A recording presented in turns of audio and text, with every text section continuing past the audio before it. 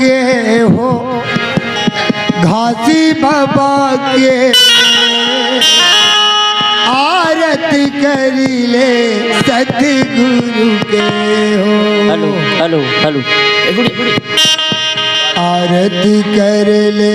सतगुरु आरती कर ले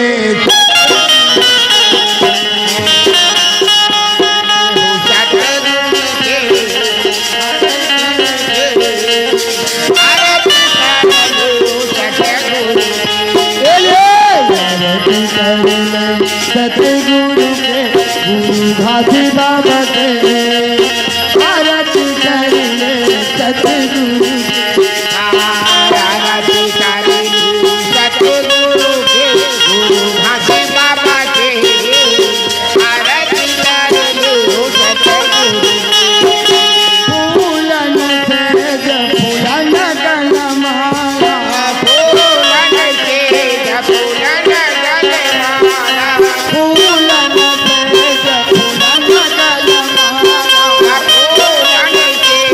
फूलन गलमाला श्वेत सिंहासन बैठे गुरु बाबा